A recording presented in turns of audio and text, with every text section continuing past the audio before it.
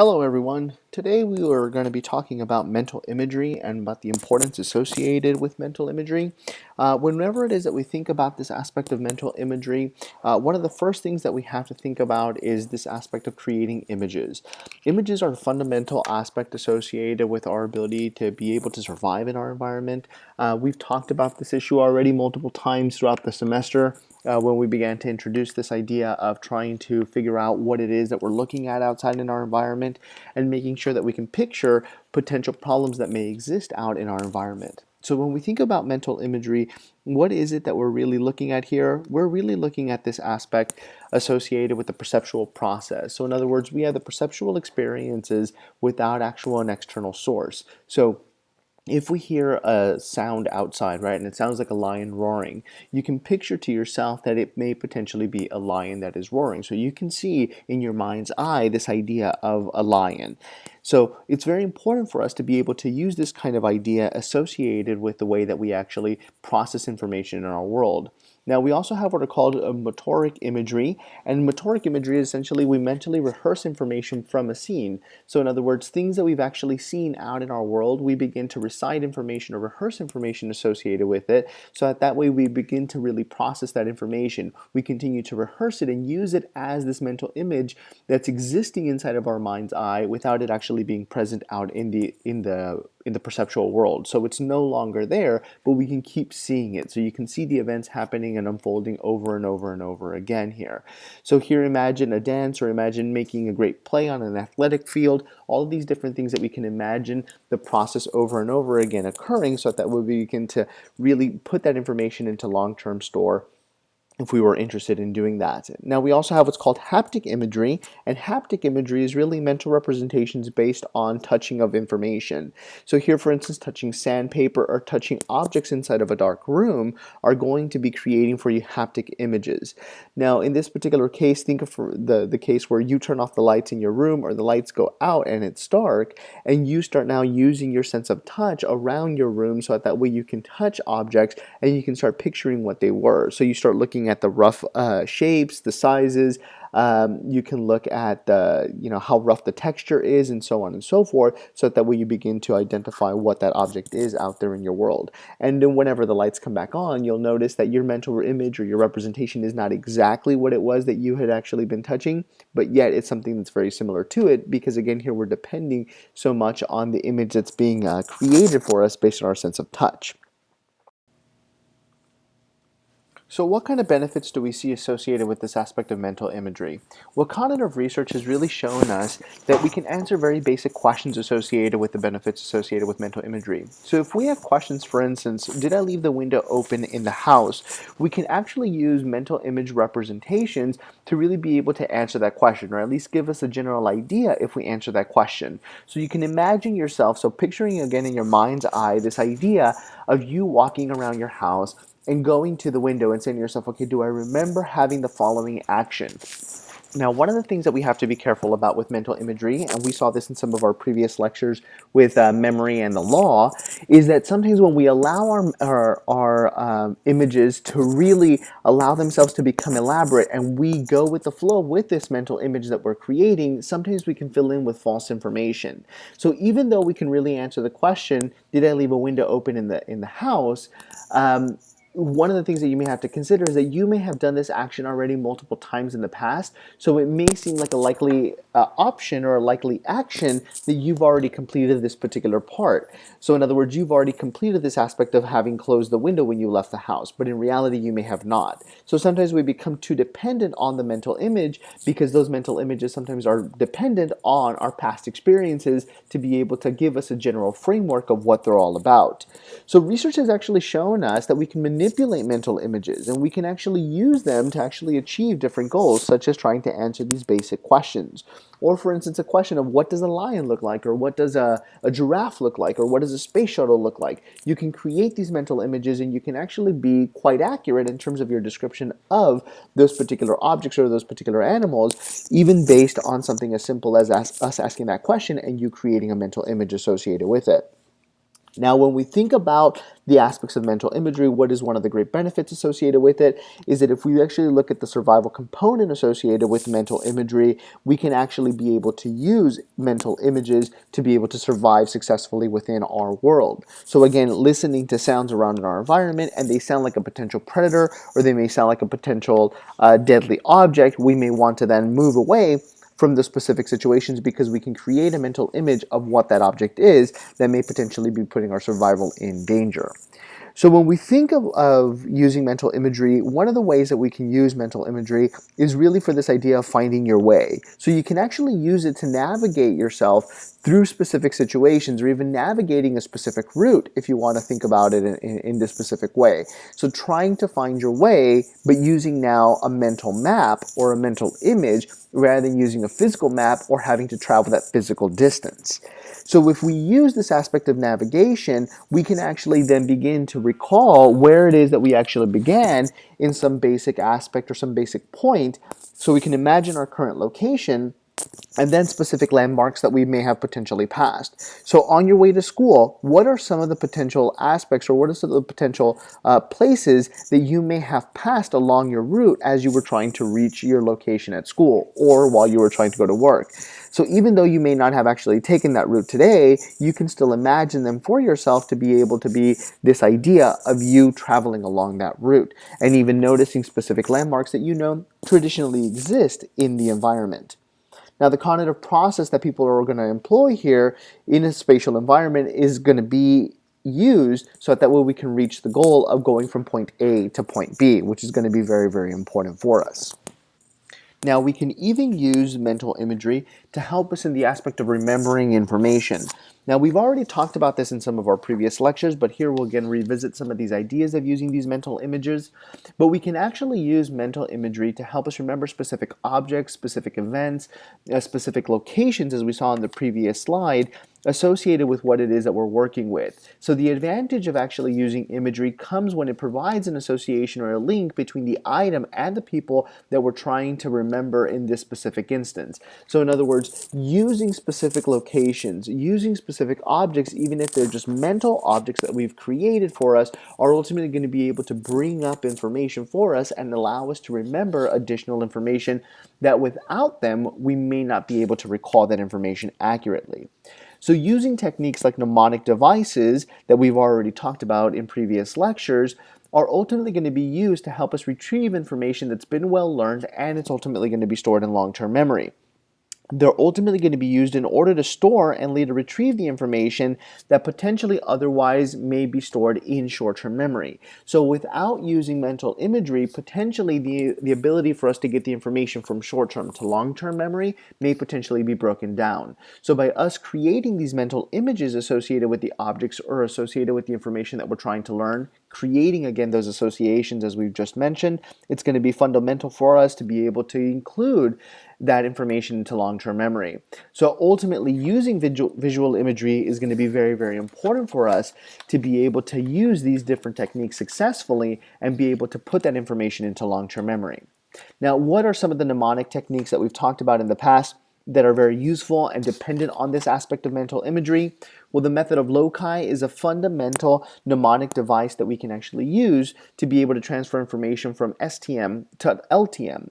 So by using the method of loci, again, remember we're going to be using this sequence of steps that ultimately we're going to be taking in a specific situation. The first one is ultimately to commit the basic structure of knowledge to our memory. So in other words, committing that basic information to our memory. Number two, identify each item that is to be remembered and to imagine it as an object. So in other words, we're going to be saying to ourselves, okay, this is the particular item that is an apple that I then have to remember later on, and I can create this mental image of what an apple looks like.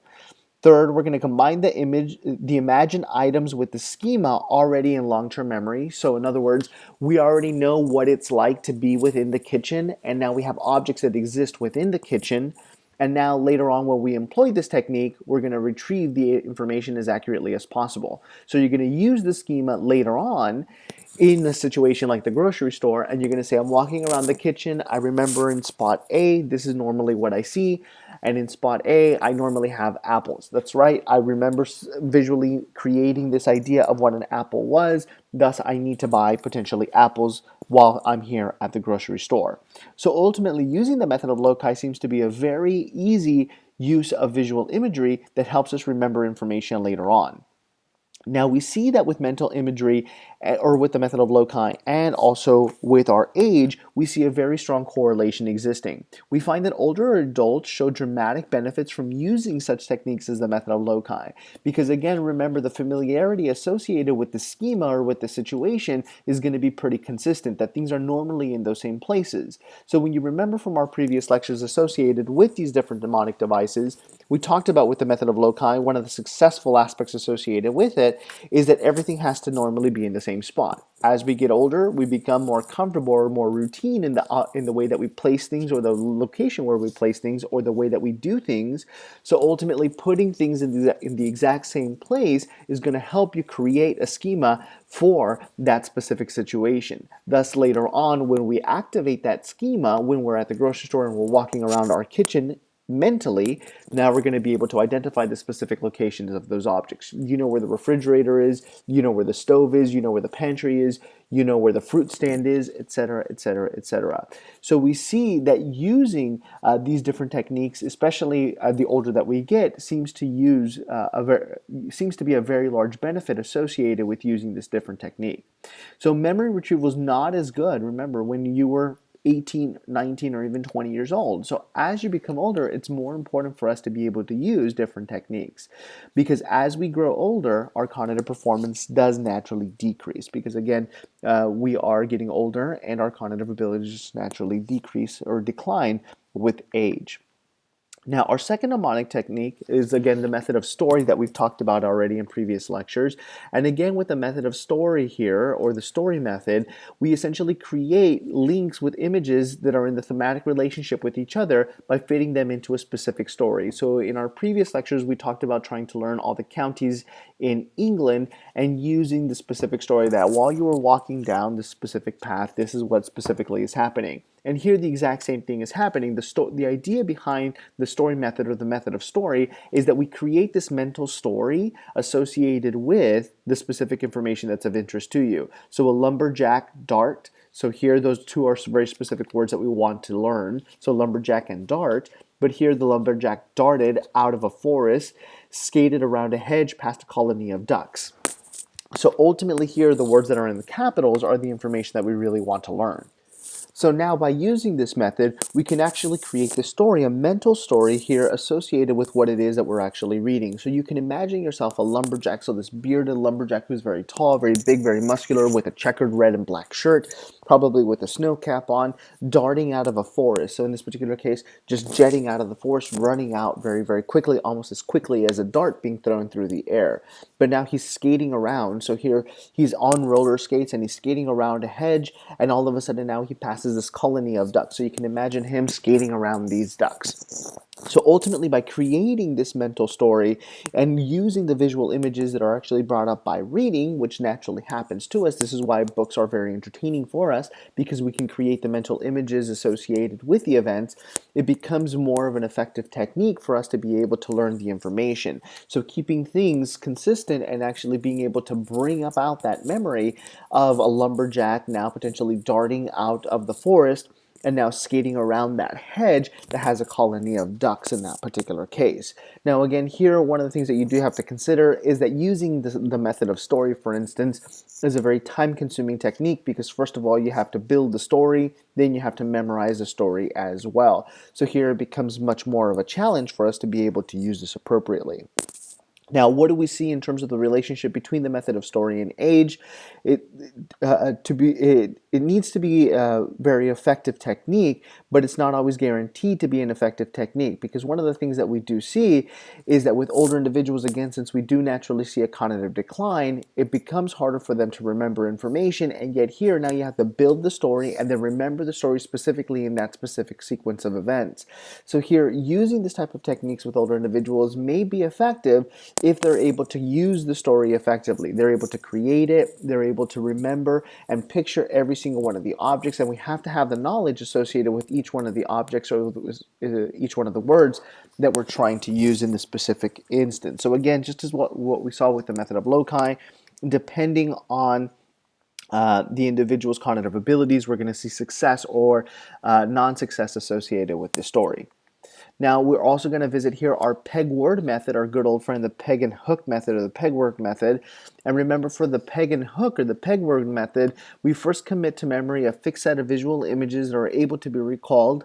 So keys are the hooks that we're going to see whenever it is that we place our keys on them. And we're going to call these our pegs. And now the new items are going to be connected or hung on the specific hooks and the location of the hooks. So remember that we use this: 1 is bun, 2 is shoe, 3 is tree, 4 is door, 5 is hive, 6 is sticks, 7 is heaven, 8 is gate, 9 is line, 10 is hen. So here, again, very visually impacting technique here that you can imagine a bun being hung on number 1, and I realize that all 3 of those were rhyming in that particular instance. But you can imagine that object being placed upon that specific hook in that specific order associated with it. Again, a very time-consuming technique here that we find, but yet it is effective for some individuals versus others. Our last technique here that we're going to talk about is our keyword method technique. And with our keyword method technique, if you remember, we generally try to recall foreign language words that are trying to be learned by using this specific type of technique. So here we're going to select the target word that's going to be in our specific language. So in our particular case, the word carta, which is going to be equivalent to our translation of letter in English.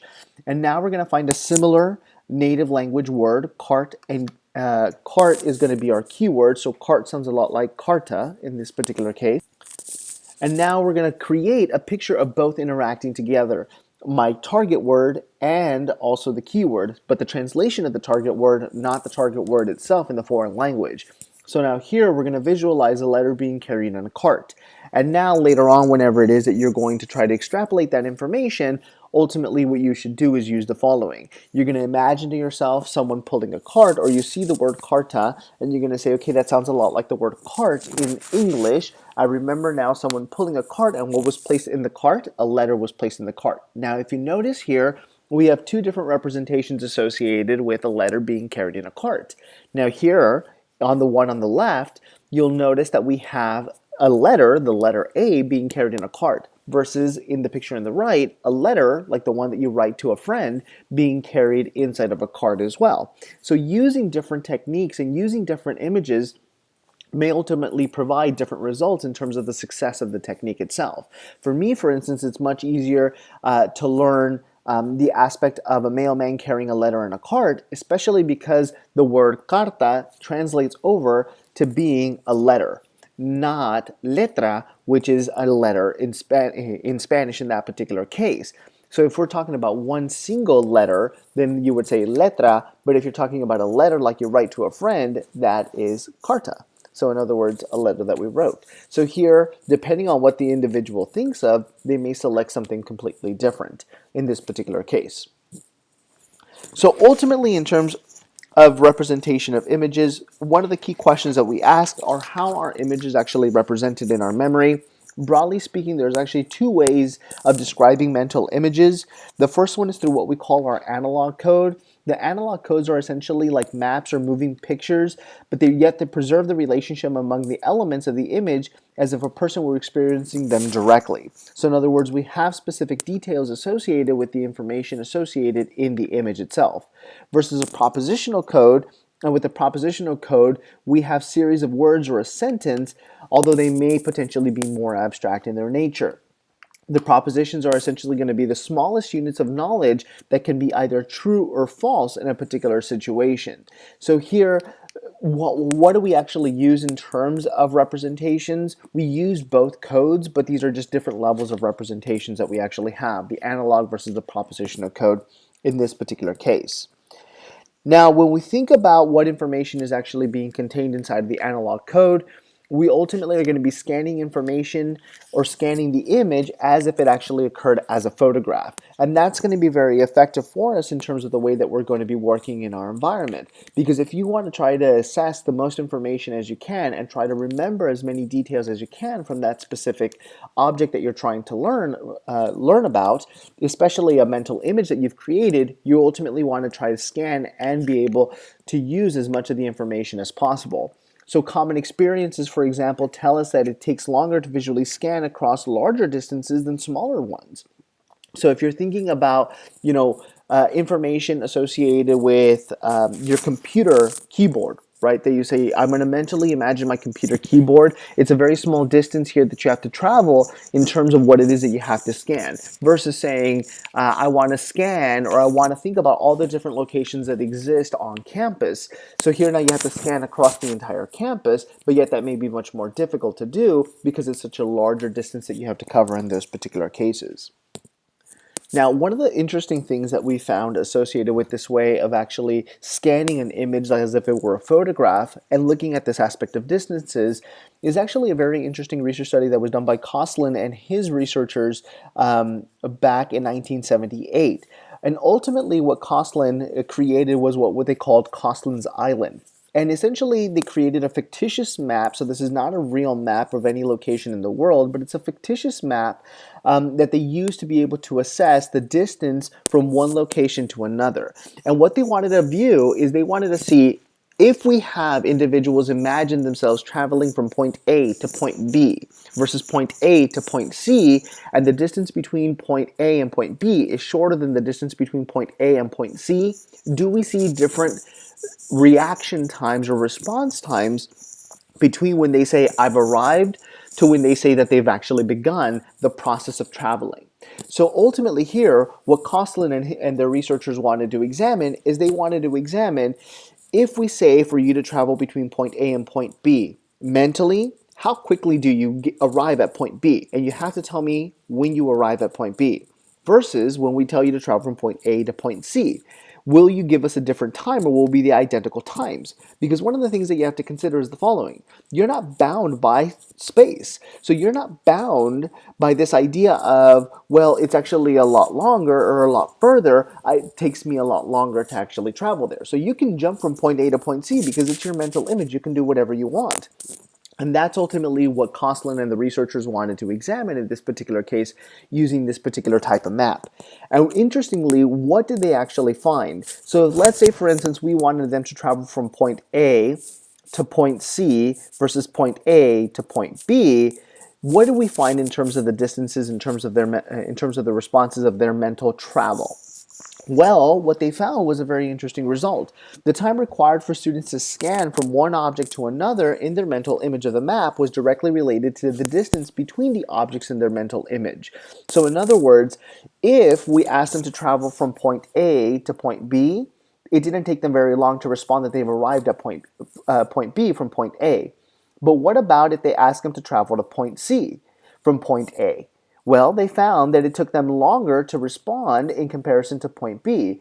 Why? Because it was a further distance. So in other words, what are people doing in this particular case? They are actually putting themselves in a situation where they're trying to travel from point A to point B. So they're traveling along this line. This is a short distance between the two, but now I have to travel from point A to point C in this particular case. So for them, they now have to take this path of traveling from point A to point C, or point A to point C, whichever direction it is that you want. But you'll notice that in both cases, it's further away than from point A to point B. So thus, individuals using their map, right, their mental map in this particular case, them knowing that it is a further distance, it took them longer to arrive at point C because it just physically existed further away in the map itself. But yet in reality, mentally, why can't I just fold the 2 points from point C to point A and arrive very quickly? Because what's stopping me from saying, yep, I've arrived at point C, I know exactly where I am. Why? Because you have to travel along the distance. It's like when someone asks you, well, how do you get to the mall? You have to think about all the ways to get to the mall, and you actually tell them, well, now what you're going to do is you're going to get out of the neighborhood here, you're going to turn left, you're going to now go to the stoplight. When you reach the stoplight, you're going to turn left again, you're going to travel down about 2 or 3 miles, and as soon as you reach that light at 2 or 3 mile point, you're going to turn left again, you're going to pass under the highway, and once you pass under the highway, you're going to turn right, and you're going to arrive at the mall. But why don't you just tell them, well, you leave the neighborhood and you go straight down and you'll reach the mall? Well, potentially you could have said that, or you could just even imagine yourself as reaching the point of the mall when somebody asks you, how do you arrive at the mall? But yet for you, you actually travel along that route to be able to attain that specific location of point C in this particular case. So a very, very interesting result for us that we see in terms of the way that we actually work in our world. Now, we also see that with mental images, we can have the facilitation to be able to rotate objects within our environment. So here you'll notice that the way that we actually have this object being presented to us, you'll notice that we have a parrot. But now, for instance, if you rotate the object 90 degrees, right? So if you turn it clockwise, you'll notice now that the object changes. And what does the object become? It now becomes a cat in this particular instance. And this is what your brain will see. It will see the object of a cat, even though we just saw the parrot in this particular case. So you'll notice that the parrot is still there. Now it's just pointing down. But in this particular case, why is it that we actually have this object being presented to us in this particular fashion, and why do we answer it as such? Because this is the way that we normally see objects in our world. We don't see them shifted or rotated.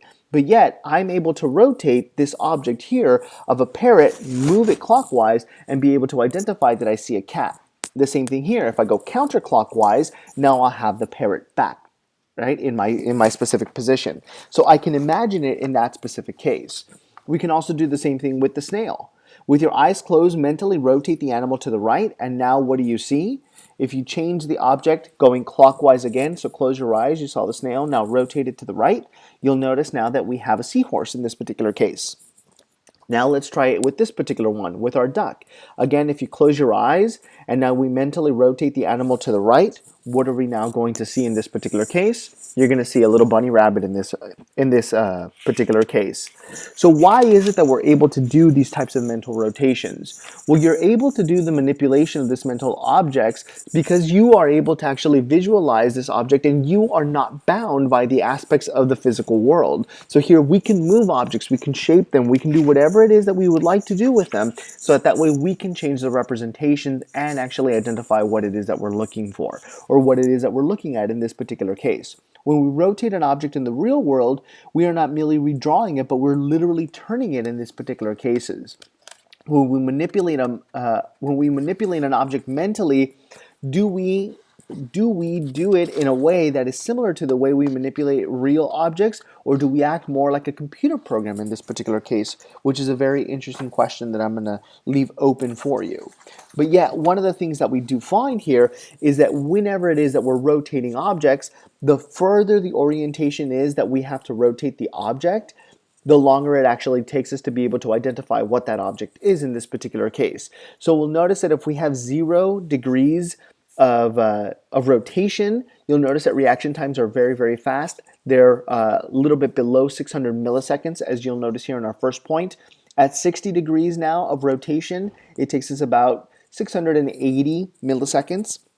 At 120 degrees rotation, you'll notice that we have now 800 milliseconds. At 180 degrees, so now a full 180 degrees that we have to rotate, it's taking us about 1100 milliseconds. At 240 degrees, now we're back down to 800 milliseconds. 300 degrees, we're back down to about 685 milliseconds. And now when we're back at 0 degrees, you'll notice that we are taking less than 600 milliseconds. So here, why does this actually occur in terms of the time differences? Well, time differences are going to change, and they're going to be associated specifically related here to the degrees of the orientation, because now we have to rotate the object mentally to be able to put it the way that we would normally see it in the world.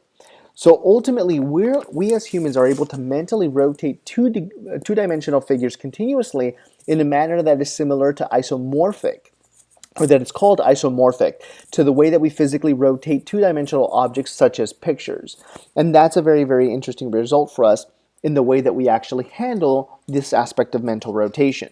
Now, we even see that if we ask individuals to rotate objects, the more similarly that we actually have the objects to each other and the less degree of rotation that we have to do, the more accurate and the more quickly it is that we're going to be able to identify that those objects are going to be in line with each other, or that we can actually have them match up in terms of the planes that we're wanting them to work with. So in summary, what is mental rotation really useful for? Well, it's highly useful for us to learn and retrieve information, but also remember that mental rotation does take time to complete. Now, granted, we're not talking about seconds or minutes here, but yet we do have to come to the realization that if we think of aspects associated with distance, we are going to be taking time to consider the distance traveled, and that is going to play a huge factor for us in terms of the completion of the task. That wraps up our discussion associated with mental imagery. Hopefully everyone has enjoyed this week's lecture. Please let me know if you have any questions. Feel free to email me or call me.